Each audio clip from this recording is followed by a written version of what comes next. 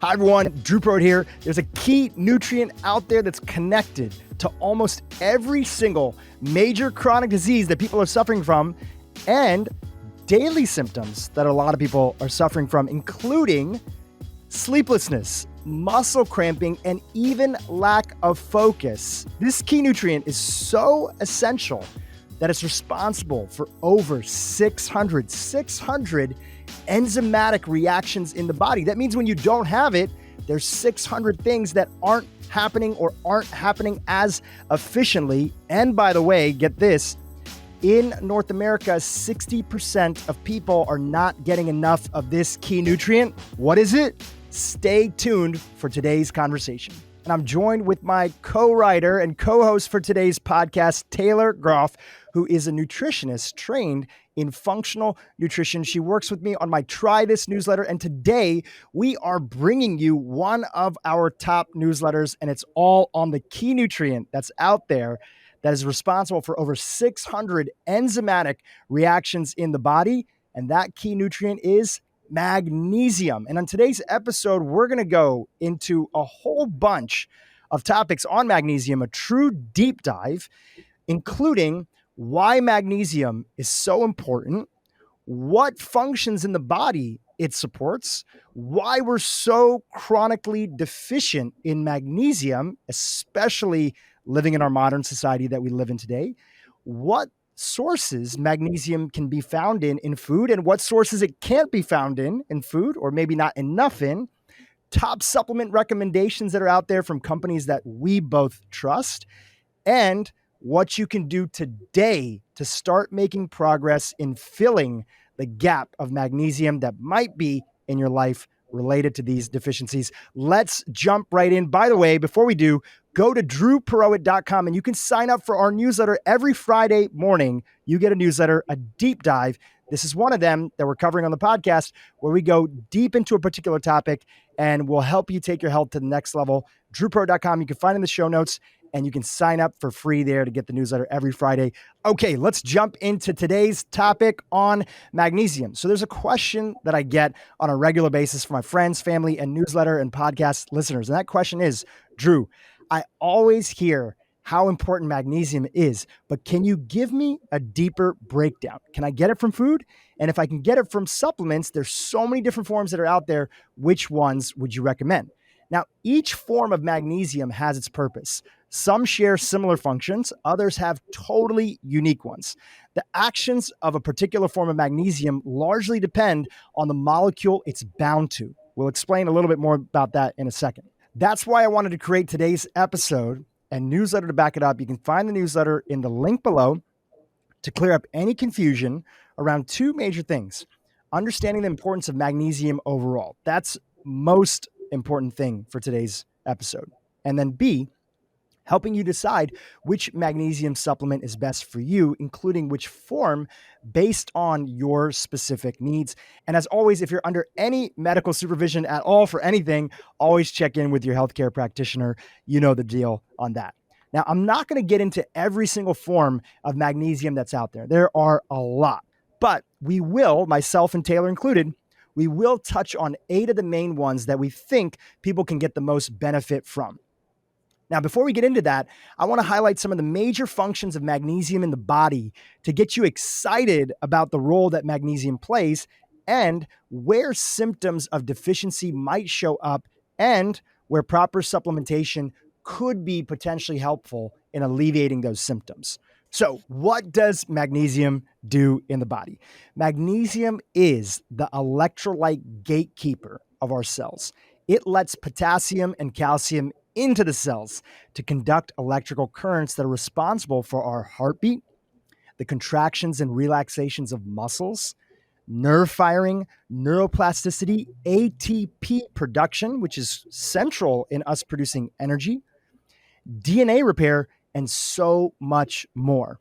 We also need magnesium for vitamin D to be converted into its active form, which serves so many critical functions in the body. We all have heard about the importance of vitamin D over the last 18 months to 2 years, especially in regards to COVID. So we need to know that vitamin D needs its helper, magnesium. Without magnesium, vitamin D can't do its job. And low vitamin D levels increase our risk of infections, broken bones, hormonal imbalances, and chronic diseases. Because magnesium is responsible for so many functions in the body, a deficiency means that at least 600 different processes are negatively affected. As a result, we can develop symptoms that make us feel like we're not functioning at our highest potential. It's not something that you immediately pass away from if you don't have enough magnesium.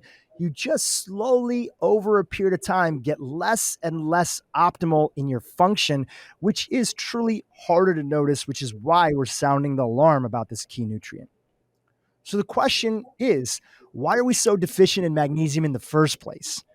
The US Food and Nutrition Board recommends 420 milligrams of magnesium daily for men and 320 milligrams for women over 30 years old. Most people aren't consuming anywhere near these guidelines. Getting enough magnesium from food is tough. We'll talk more about that in a second. And most people aren't even supplementing with a high quality magnesium to begin with. And if they are supplementing, they might not be supplementing with the correct form. What's more, the RDA for magnesium hasn't been updated, and get this, 20 freaking years. The current guidelines don't account for all the new research that's out there on everything it's involved in. Plus, stress, exercise, coffee, and a diet high in sugar and refined carbs depletes magnesium even further. Now, to talk a little bit more about magnesium and getting it from food sources and some of the nuances around it, I'm going to invite in Taylor Groff, my co-writer on the Try This newsletter and the co-host for today's podcast, to chat a little about this. Taylor, take it away. Thank you, Drew. So it was actually a lot easier for our ancestors to get magnesium than it is for us today. So how could that be? Right? Well, our ancestors were constantly coming in contact with mineral-rich lakes and streams and rivers. So they bathed in them, they drank from them, and these all naturally contained magnesium from the sediment, from the rock that just naturally made its way into the water. So they were getting their magnesium that way, and not to mention the plant foods that they were consuming at the time were grown in magnesium-rich soil. So the problem today is that our agricultural practice of modern day, it's very much so industrialized. And because of that, our soils have become depleted of essential minerals like magnesium. So it's a lot harder for us to get these same nutrients that our ancestors got from food from our modern day food supply. And so even if we were to eat, double what our ancestors ate, triple, we're still going to have a really hard time meeting that RDA that you mentioned, Drew, from food alone. Now, Drew, today, our agricultural practices that we use are using a ton of pesticides. We're constantly tilling the soil. And as a result of this, our soil has become incredibly nutrient depleted. And magnesium is one of those essential nutrients that is really hard to get from our food.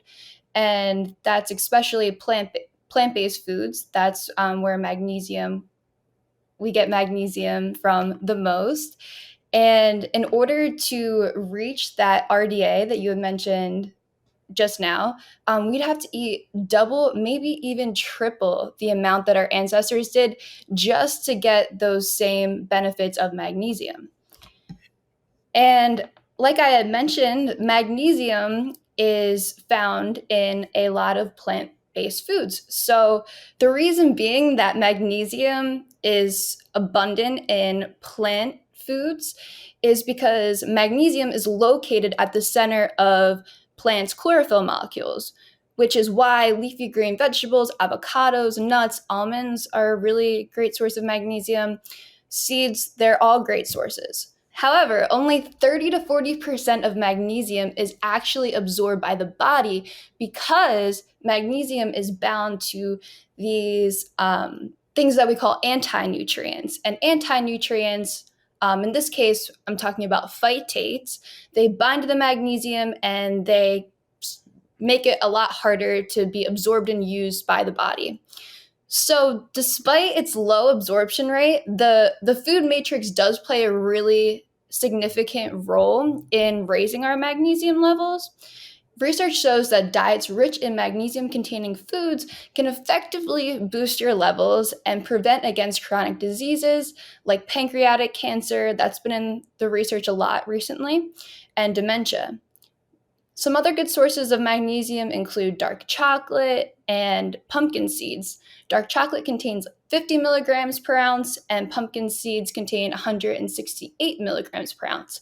Again, they might not all be bioavailable and taken and used by the body, but they're still pretty significant sources, food sources.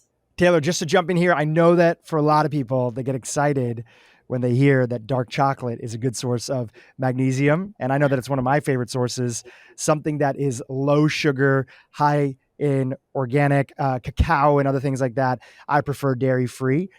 That's my go-to for dark chocolate. So would love to give the audience here that's listening, out of what you just covered, what's the bottom line when it comes to food and magnesium? Great question. So, the bottom line, Drew, is that you can get magnesium from food and it could be effective enough to raise your levels. But if we're looking to correct a magnesium deficiency, you're not going to be able to do that just with eating magnesium rich food sources alone. Yeah. Food is essential. It always starts off with food. Food first. Food first. And then you can look at other aspects. All right, Taylor, next section I'd love to jump into. A lot of people have questions which are, if I am deficient, or, what does that look like? Or how should I think about deficiencies? Or how do I even know if I'm deficient? Would love you to jump into that topic. Right, Drew, because magnesium is involved in so much, like you had mentioned earlier, symptoms of magnesium deficiency can show up just about anywhere. And some telltale chronic magnesium deficiency signs would be, loss of appetite, fatigue, nausea. But a bigger thing to understand are that there's other things that can contribute to magnesium deficiency, and I'm going to cover a few of them as well. One of those being eating a high sugar, high starch Western diet. We talk about this a lot in our newsletters, but it's because it's so relevant. The high sugar, high starch diet does deplete us of essential minerals, magnesium being one of them. Also, drinking alcohol frequently. Alcohol is a diuretic. It makes us go to the bathroom more. So with that, we're losing magnesium as well.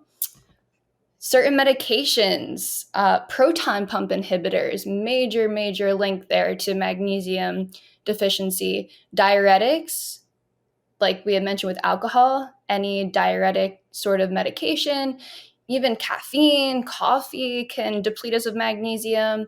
Laxatives, of course, and they deplete magnesium at a much faster rate. And even if you are, suffering from a gastrointestinal condition, which causes you to go to the bathroom more frequently, like IBS, Crohn's, ulcerative colitis, those can result in magnesium deficiency as well. I'm going to get into a few of the common and also lesser known symptoms of magnesium deficiency in just a sec. But before I do that, Drew has some comments that he wanted to share about magnesium testing. So Drew, if you want to take it away. Absolutely. Magnesium testing is a little bit tricky, and there's a few things to keep in mind. The main test that most doctors are going to use for looking at magnesium is a serum magnesium test. That's the main test that they're going to use. The thing, though, is only 1% of the magnesium in our bodies is in the serum. The rest is in the red blood cells. Now, it's not that you shouldn't get that test. Definitely get that test. And if it's low, you're probably super low in magnesium, because if it's showing up in the serum, then it's definitely low in the red blood cells. If it's normal, you still could be low in magnesium. But the tricky part is most doctors that are out there don't have access or aren't trained in some of the more advanced tests that are out there to give you a true nutritional profile. But if you're working with an integrative or a functional medicine doctor, they often have access to other tests that are out there from more advanced labs that will look at not only magnesium, but your full spectrum of all the key nutrients that are there. So still get the test done, but if it comes back as normal and your doctor pats you on the back and says, see, you shouldn't be worried, your magnesium levels are okay, they could still actually be deficient. Just the tests are not sensitive enough to look at. That's why we advocate, when possible, to work with an integrative or a functional, or at least an open-minded doctor that's willing to research or go through the latest research that's out there. There was a big study, Taylor, that came out a few years ago. We'll link to it in the show notes, that showed on average, it can take 17 years before the latest well-validated clinical research that's out there in the world makes its way to your doctor's office. 17 years. Wow. Before it ends up getting there. That's why we have to look out for some of this information on our own and maybe seek out practitioners that can help us meet the health goals that we're looking at. So Taylor, I'd love to hear about your experience working with your clients and a little bit more about how stress plays into magnesium deficiency. Thanks, Drew. A common thread I see with a lot of my clients is that they are chronically stressed, super anxious, and I mean, for good reason. Life throws a lot at us, right? Especially these days. So, if we're not dealing with our stress, it can wind up causing a whirlwind of negative effects like inflammation and hormone imbalances, blood sugar imbalances. But one of the most underestimated effects of chronic stress is how it depletes our magnesium. And that's because magnesium is so key in modulating our stress response. It calms the hypothalamic pituitary adrenal axis, that HPA axis, and increases GABA. So, GABA is our neurotransmitter that's responsible for promoting a sense of calmness, relaxation. It helps us fall asleep at night. And magnesium increases GABA, which is great. And then it also inhibits glutamate. And glutamate is our main excitatory neurotransmitter. So a lot of times people dealing with chronic stress and anxiety are really low in GABA, and they have really high glutamate levels. And in a low magnesium state, this is exacerbated. So GABA plummets and glutamate continues to go up. So this can show up in a lot of different ways, but the most common I've seen is, anxiety, panic disorders, depression, fatigue's a major one, a lot of people suffering from chronic migraines, and the list goes on. Because magnesium is so calming and has such a calming effect on our body, when we don't have enough of it, stressful situations can feel way more intense. When we're stressed, we deplete magnesium. And when we're magnesium depleted, we get more stressed. So this is a vicious cycle that makes these symptoms a whole lot worse if we're not intercepting and supplementing with magnesium and eating magnesium-rich foods. Taylor, just jumping in here, I think that is such a key takeaway from what you just covered, is that it's a downward spiral. In health, we have two options. We're either in an upward spiral or we're in a downward spiral. And when we don't feel good, when we have the blues, even if we're not clinically diagnosed with depression or one of these disorders that you mentioned, we are more likely to be stressed out, which depletes us, and we get depleted, which stresses us out, and we just feel stuck. How many people are out there today? I'm not saying everything out there connects to magnesium, or that magnesium deficiency, if that's just corrected, then all your problems go away. No, that's not what we're saying here. We're saying that magnesium is one important piece of the puzzle, but how many people are missing this important piece and have no clue that what they're experiencing today may not get 100% better by fixing their magnesium, but could even get 10, 20, 30, 40, 50% better by addressing this key deficiency. I think it's such an important point and something for us all to remember. So Taylor, it's not just mood disorders. There's other areas that we talked about in the newsletter. Again, you can find that in the show notes below, and you can sign up for the newsletter and you can see the references that we have to put together this newsletter. I think for the magnesium newsletter, there were almost about 35 total references inside of there, just in case you want to fact check and look into any of the research. Speaking of the research, let's talk about the next one, which is muscle cramps. Taylor, as people get older, they think of muscle cramps as just being a part of normal life. Tell us about muscle cramping and its connection to magnesium. Yes. Muscle cramping is super common, as you said, as we age, and we're much more likely to be depleted in magnesium as we age too, because we're using it for so much. It's constantly being used by the body.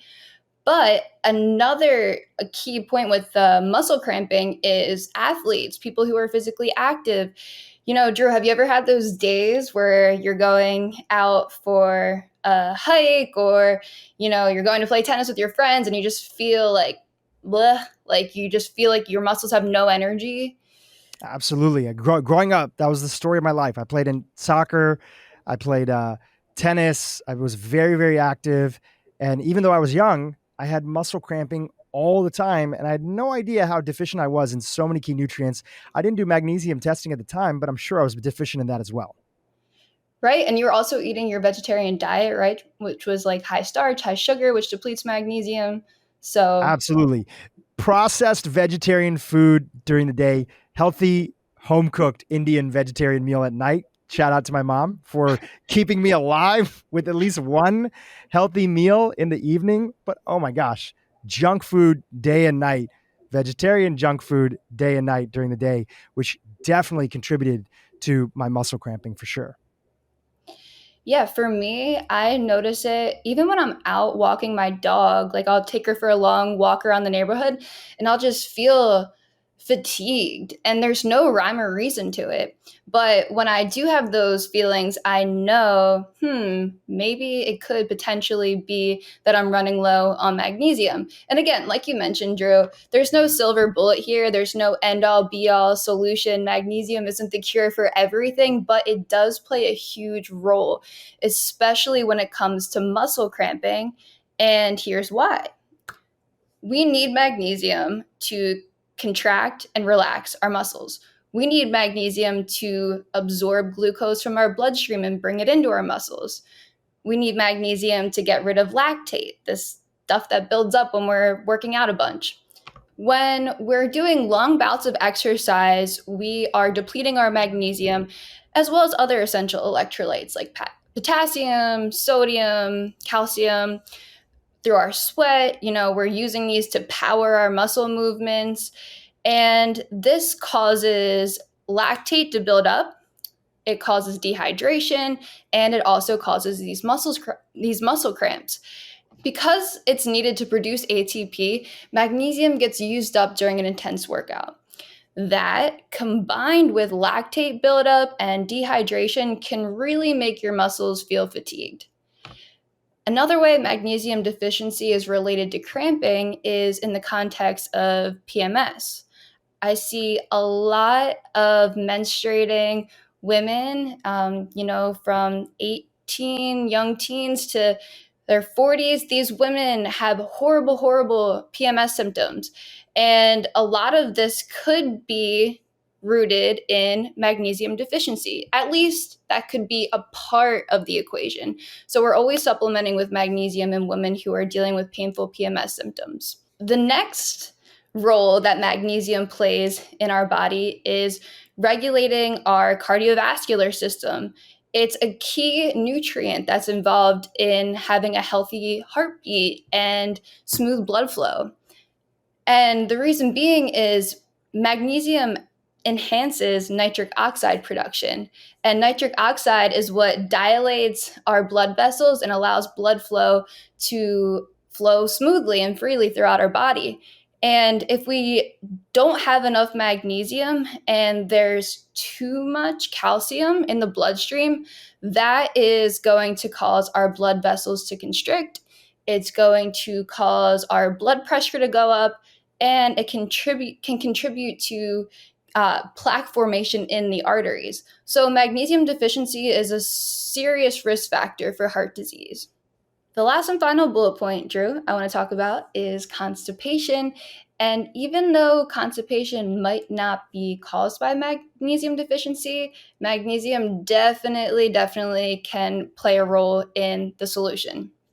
It's such an important reminder, Taylor, because we live in this constipation nation. So many people are constipated and they think that they need coffee to go to the bathroom. They think that they need some laxative. Often they're taking habit forming laxatives that are out there. But I've seen so many people see improvements in their bowel movements by just supplementing with magnesium. There's one that's really popular that's out there that was originally designed for stress levels. It's a brand called Natural Calm that you can find at Whole Foods.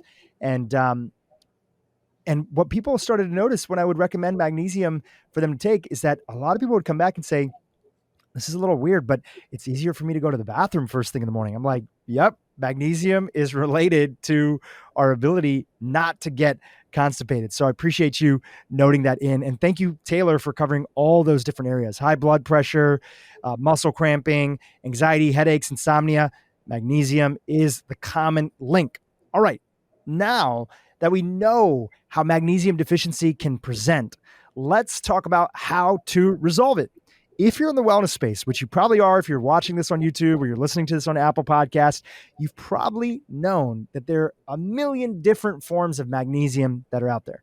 Not exactly a million, but it can feel like a lot. Magnesium is magnesium, right? Like most things, it's a little bit more nuanced than that.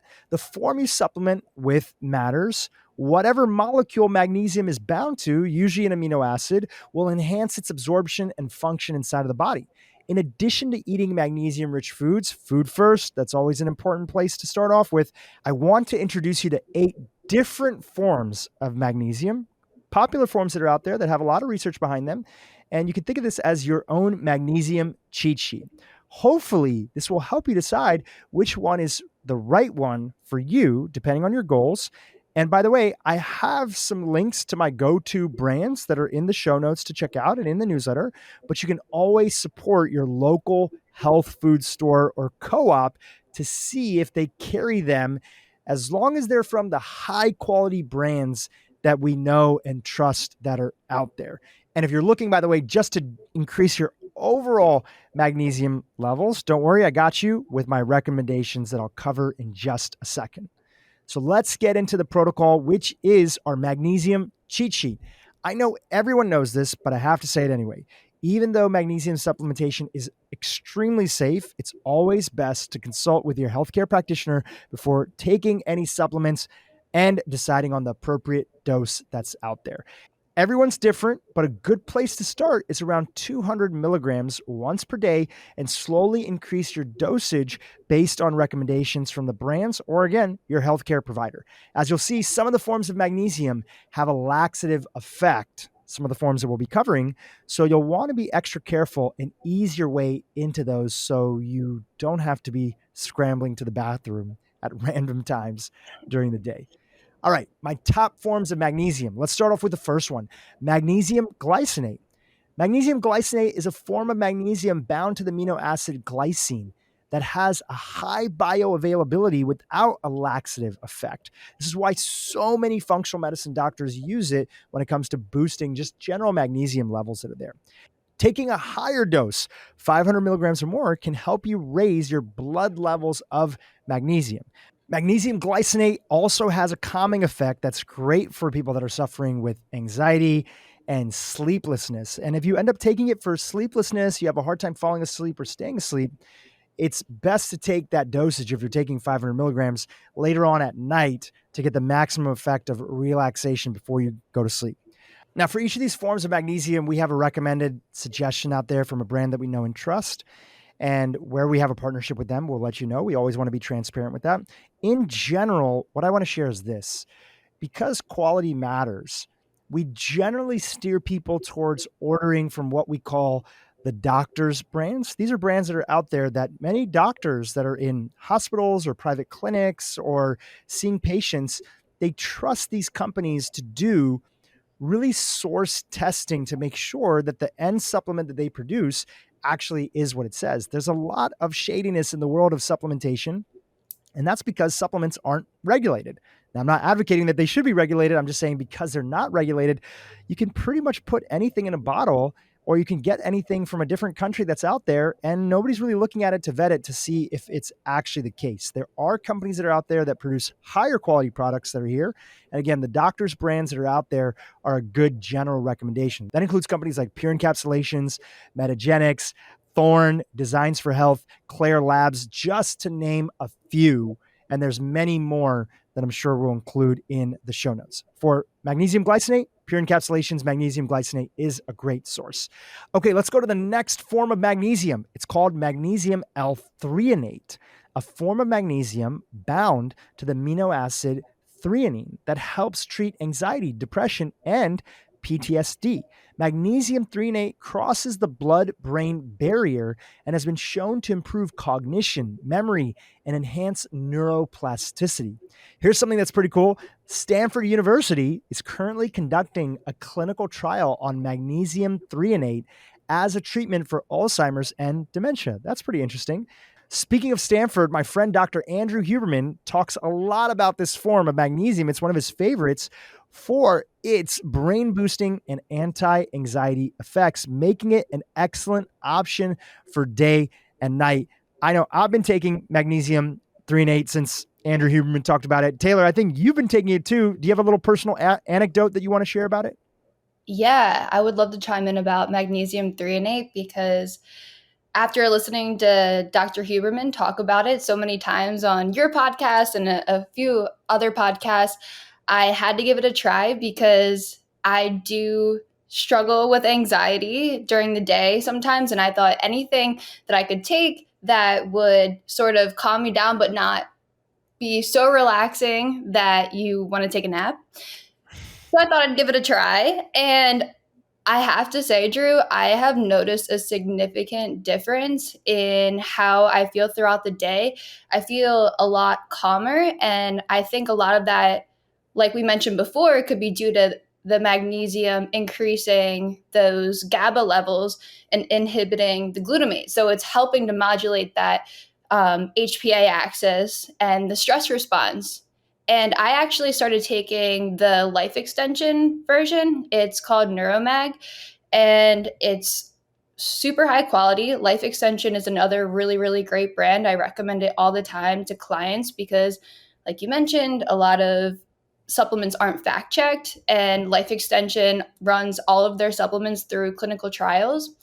And I have definitely noticed a difference with taking magnesium threonate. Also, one more thing, it is really amazing for focus and cognition. So being a writer and a researcher, it's helped me a lot stay focused throughout the day at the task at hand. And yeah, I really can't say enough good things about magnesium threonate. Always love when either one of us shares a little personal anecdote. And I think the audience loves it as well too. Yes, Life Extension, great company, and one of the links that we have to Amazon, and I'm sure you can find it in their website as well too. All right, let's go to the next one. The next form of magnesium is magnesium citrate. It's a form of magnesium bound to citric acid that's used for constipation relief. I have a lot of experience, not because I myself have really struggled with constipation, but because I used to have a company and we had a protocol. It was called the Clean Program with Dr. Alejandro Younger, who was my former business partner. And we had hundreds of thousands of people every year going through a protocol that we designed that he wrote about in his bestseller, Clean. And inside of that, we would talk to people about the importance of if they were constipated, they were slowing down their body's natural ability to detoxify itself. Going to the bathroom, especially when you first wake up in the morning and having a bowel movement, is a part of your body's natural detoxification process. But there's some people that are out there that actually don't go to the bathroom for a few days and sometimes even a week, which is not good. If that's you and you're listening, we need to address this. We're slowing down your body's detox process. And one way to potentially safely try something at home that's non-habit forming is magnesium citrate. Taking higher doses of it often relaxes the bowels and creates a sense of release. Now, if you take too much of it, that can give you a little bit of diarrhea for some time. So it's all about finding out that right dose that's there. And there's a brand that we've linked to, which is Thorne, another trusted company. They have a magnesium citrate product that's available. And be careful with magnesium citrate because taking too much of it on an ongoing basis regularly every single day could cause a depletion of other essential minerals. So it's something to help lightly push people who lean towards constipation, but we got to get to the root of constipation and why it's happening in the first place. We'll talk about that more in a future episode. But it's okay, and it's generally regarded as safe to give you a little bit of a nudge in the right direction if you suffer from constipation or being backed up. All right, we have one more bonus form of magnesium that we're going to chat about, and that is magnesium oxide. And I'm going to pass it back over to Taylor to chat about this form of magnesium. Magnesium oxide. This is a great form of magnesium for preventing migraines, especially those who experience that aura or that sensitivity to light and sound when they feel a migraine coming on. Magnesium oxide is really, really amazing for this. And it's also great for daily supplementation in order to prevent the onset of a migraine. The American Migraine Foundation knows this, and they recommend taking 400 to 500 milligrams of magnesium oxide daily for preventing migraines because, again, it really doesn't stick around in your system for very long, not like magnesium glycinate, which is really great for raising your blood magnesium levels. Magnesium oxide doesn't really stick around for that long, so you have to take it every day. And if you aren't really used to taking a high dose of magnesium, like the American Migraine Foundation recommends, the 400 to 500 milligrams, we want to avoid those disaster pants that Dhru was mentioning earlier about the laxative effect of magnesium. So starting low, 150 to 200 milligrams and working your way up is the best possible way to avoid any potential gastrointestinal side effects. Speaking of magnesium oxide, I want to give a shout out to Global Healing Center.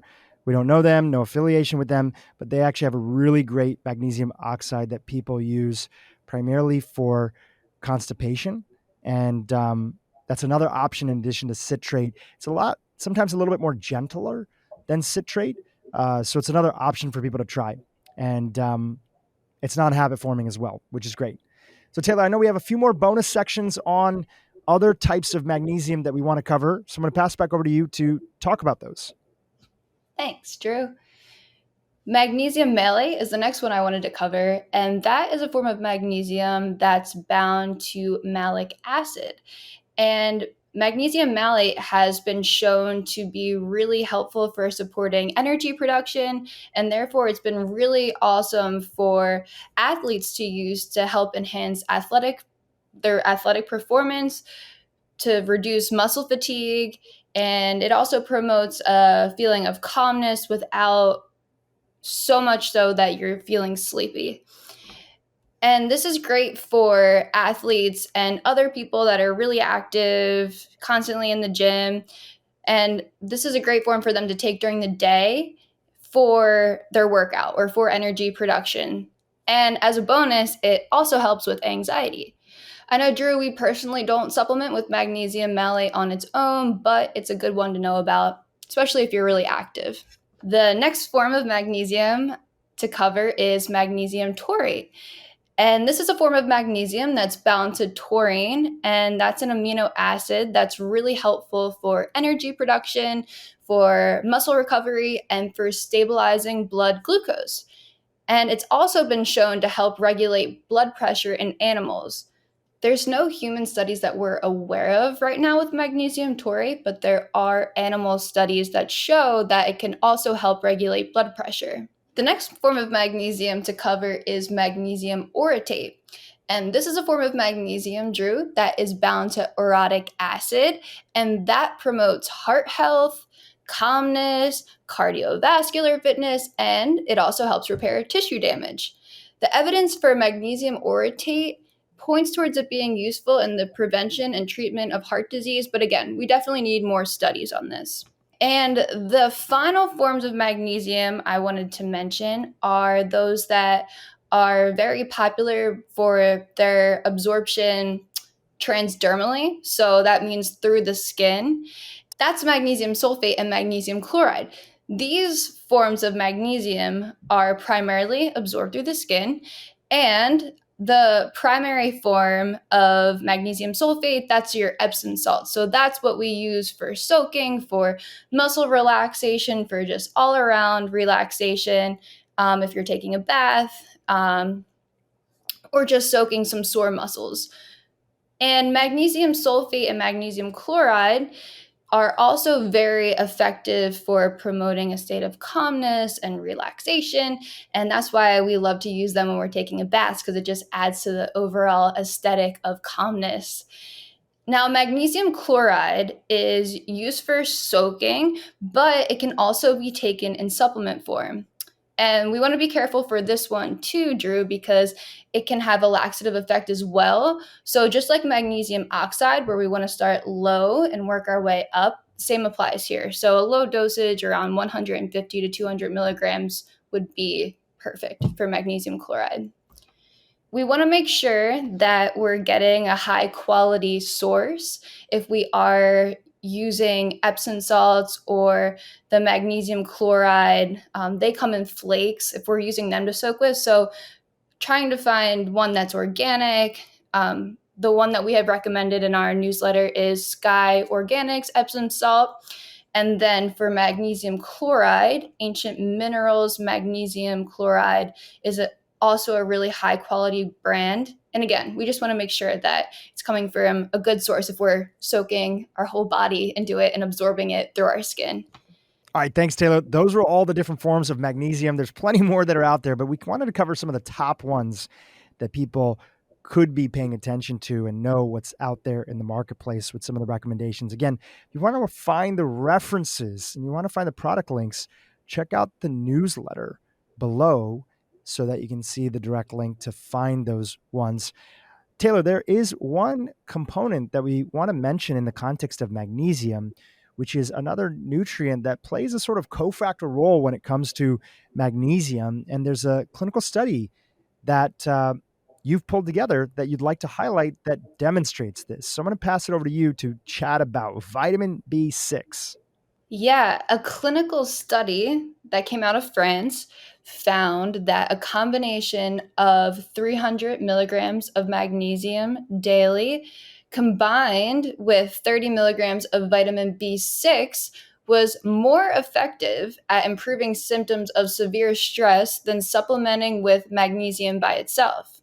Now, the takeaway there, Dhru, is that vitamin B6 is critical for magnesium absorption.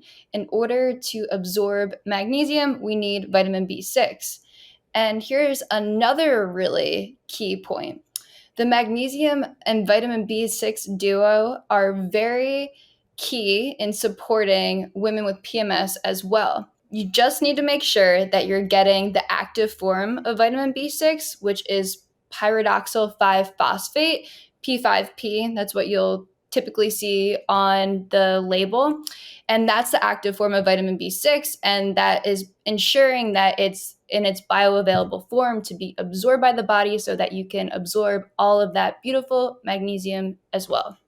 Awesome. Thanks for that breakdown, Taylor. And I know Thorne has a great version of that product that you just mentioned. So there's a link to that in the show notes.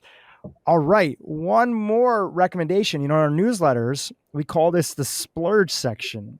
Even though we've talked about a lot of different brands, this is a brand that we've worked with before. They have been a past sponsor of this podcast. They did not sponsor us to put them here or to mention them. We love to be transparent with you guys. And here's a little story about how this magnesium came to be one of our favorite magnesiums. I saw my brother-in-law, who's a cardiologist, Dr. Neil Patel, based in San Diego. When I was staying down with him and his wife, who's my older sister, Herschel, I saw him one evening taking this magnesium supplement at night. And I used to take a magnesium supplement at night, and he asked me, do you want some magnesium? I said, no, I took some a little bit earlier. He's like, yeah, but which form of magnesium did it have? And I was like, oh, it just had glycinate. He said, well, let me tell you about this other one. True story. And this brand, which is BioOptimizer's Magnesium Breakthrough, had 7 different types of magnesium that were all part of the combination that their research team had put together. So it ended up being a brand that I was so excited about that I tried it for a few weeks. I just borrowed one of his bottles and I liked it. And I reached out to them. I said, hey, do you guys want to sponsor the podcast? Because I'm talking about you anyway. So I would have told you about these guys regardless, even if they weren't a sponsor of this show. But definitely Magnesium Breakthrough by BioOptimizers has become one of our favorite forms of magnesium. It's in the same price range as many of the supplements that we mentioned above. And we, again, recommend many of those brands. We have no allegiance to one brand, and we are also willing to drop any brand recommendation if that brand would change their formula or cease to be a high quality supplement. But, you know, this is really important, especially for people who no knock on the big box stores that are out there, no knock on Costco, Walmart, and other places that are there, but often the forms of supplements that they sell are so low quality, and none of those companies, or I should say rather very few of those companies, if any, are actually testing the final product to make sure that it's free of impurities and actually does what it says it does or has exactly the type of magnesiums that are in there. So if you want to check out Magnesium Breakthrough by BioOptimizers, you can find the link in the show notes below or go to Mag Breakthrough, MAGBREAK THROUGH.com/Dhru, and you can check out Magnesium Breakthrough from BioOptimizers. All right, now that we've given you all the recommendations that are out there and covered all the different top magnesiums that are there, I want to talk a little bit final thoughts as we conclude today's episode. Because magnesium is so involved in so many biological processes in the body, we need to make sure we're getting enough of it. Diet is a great way to get your magnesium levels up, but as we mentioned, it can be a challenge for a lot of people to meet the RDA from food alone. Food first, but also we want to address where there might be some gaps when it comes to food. If we aren't eating enough magnesium-rich foods and are experiencing any of the symptoms mentioned above, it might be a good idea to consider taking a magnesium supplement to bring your levels up. Well, that's the conclusion of today's episode. I hope you've enjoyed this breakdown, which comes from an article that we wrote for our newsletter, myself and Taylor, called Try This. Each week we feature an evidence-based protocol, evidence-based recommendations that anyone can try to take their health to the next level. You can sign up for it for free to get that newsletter every week on Fridays. And occasionally we'll take those episodes, we'll record them for the podcast right here. If you enjoyed this, let us know. The text message number is in the show notes as well. And we'd love to hear your feedback. Taylor, it was such a blast to record this episode with you and put the newsletters together. And I hope people found a lot of great value for it. Thank you again for being part of this episode. I had so much fun, Dhru. Thank you so much. It was a pleasure to be here.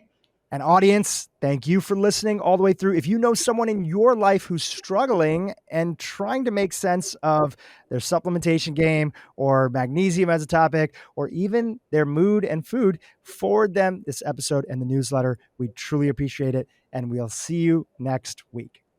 Hey, YouTube, don't go anywhere because I'm going to talk about how to personalize your diet, how to make it personal to you. Stay tuned for this really great clip coming up. And I want to jump right in with one of your most popular articles that you went into, which is the title of this podcast, which is there an optimal diet for humans? And in this article that you wrote, you covered an interesting study that I'd love for you to share with our listeners that was featured in the Journal of Obesity Reviews. Tell us about this study and how you came to discover it. Right. So nutrition is a very divisive topic. It's something that most people are very passionate about. I like to say that discussing nutrition is like discussing religion. You know, there are very strong feelings on different sides. And all you have to do is wade into, social media to see that there are people who are very passionate about their diets, whether it's, being vegan or keto or paleo, Mediterranean diet. There's sort of been these diet wars for a long time. And a group of researchers decided to take a look at, is there an actual optimal diet for the human race? So what they did was they looked at hunter-gatherer societies around the world, and there are hundreds of them. These are people who live sort of the way they have for hundreds, if not thousands of years. Yeah, they're modern day hunter-gatherer societies. Exactly. Not groups that are like extinct. Yes, exactly. And these are groups like the Hadza in Tanzania, groups like the Chamani that live in South America, in Bolivia, indigenous groups in Australia. They're sort of spread across the globe, and they figured, we can look at these groups to sort of see, what are the diets that humans sort of naturally choose and live on and are healthiest on. They also looked through the fossil record to see, what are the different foods that humans have been eating for thousands of years. And one of the reasons they did this is because when you look at modern hunter-gatherer societies, they don't have a lot of the diseases that Americans and the Western world does. So, the leading killers of Americans are heart disease, cancer, lung disease, diabetes, Alzheimer's, all these obesity-related conditions, all these, chronic, non-communicable diseases. But when you look at hunter-gatherer populations, they don't have these diseases.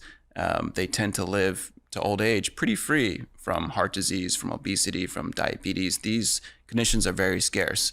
And now that's not to say that, they are in the best health or that they have the easiest lives. They die from other things like accidents, infections, pneumonia. When they're out hunting, they have to worry about being attacked by an animal or, infant mortality is often an issue is off the charts in these groups. But what's interesting is that, they die from things that in the Western world, we know how to prevent or control. We have antibiotics, we have, modern medicine to prevent and treat these infections, the things that kill them.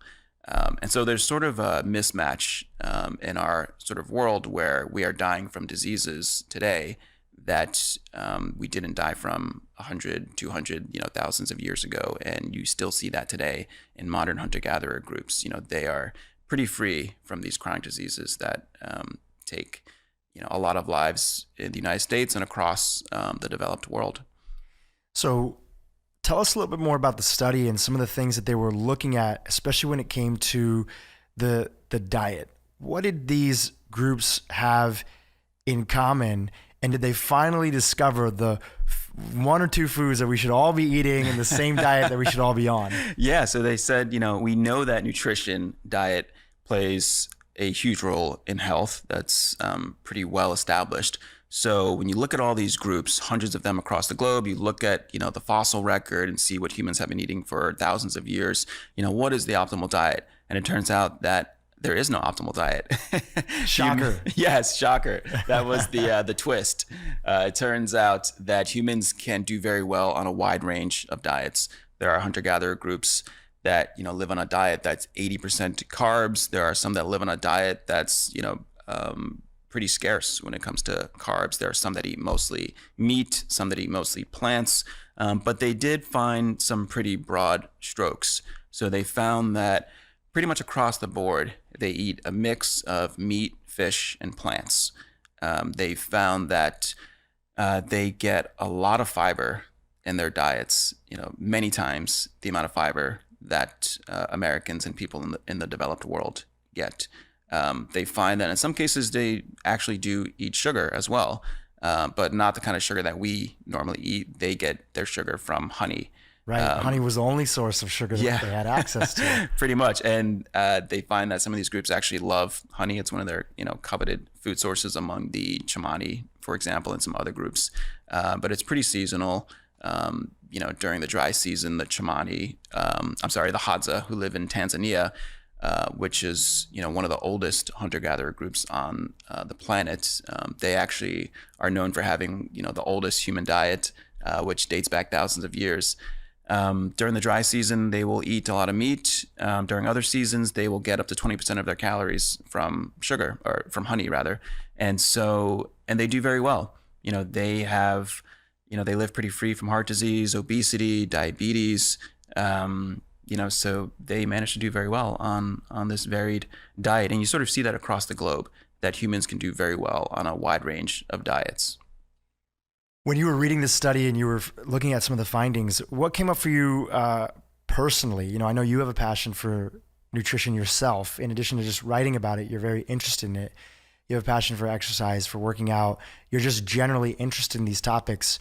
When you read it, were you like, okay, I kind of knew this, but this confirmed it? Or was any of the information surprising to you? I think that it sort of confirms this idea that there's no one single diet that works very well for everyone. And if you sort of, look around, you can sort of see this anecdotally and even in studies. There are some people who do very well on a vegan diet, some people who don't. There's some people who do extremely well on a keto diet, some people who don't. And you see that even in studies that compare low carb diets to low fat diets, to Mediterranean diet. Usually when you look at the conclusions of these weight loss studies, they will say, oh, on average, the people in the low carb group lost, 5 pounds. In the low fat group, they lost 4 pounds. But if you actually dig into the data, a lot of times you'll see that these are just the averages. And there are some people who may have lost 10, 15 pounds on the low carb diet, and some people who gained, 3, 4, 5 pounds on that diet. Some people who lost, 10 pounds on a low fat diet and then, had no impact for others. And then, some who gained weight on that diet. So you sort of see anecdotally and even in studies that there's no one single diet that we should all be eating. We can do well on a range of diets. We all know there are universal rules to follow when it comes to eating a healthy diet, but personalization should be at the top of the list. You have to figure out what works for you, and what works for you may not work for someone else. Chris Kresser, the CEO of the Kresser Institute for Functional Evolutionary Medicine, the co-director of the California Center for Functional Medicine, the creator of ChrisKresser.com, and a New York Times best-selling author of the book The Paleo Cure, shares with us how to personalize our diet based on our individual needs. There are people that are out there that do believe that there's a single type of diet that's right for every human being. Sometimes they even refer to it as a species-specific diet. Mm-hmm. What are your thoughts on that idea?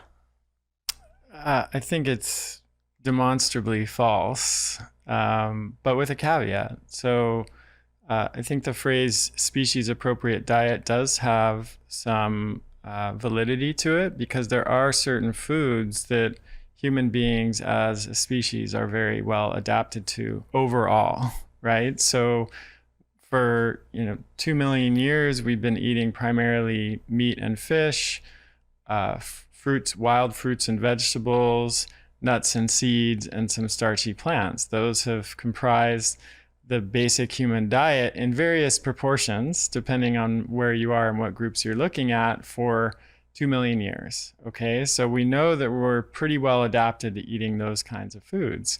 We are not well adapted to eating cheese doodles and drinking Big Gulp and all kinds of other processed and refined foods.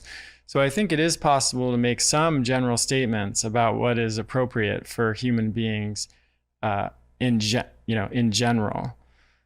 However, from that general starting place, there is a lot of room for individualization and customization, because although we share a lot in common as human beings, we're also quite different. We have different genes, different gene expression, different health status, different goals.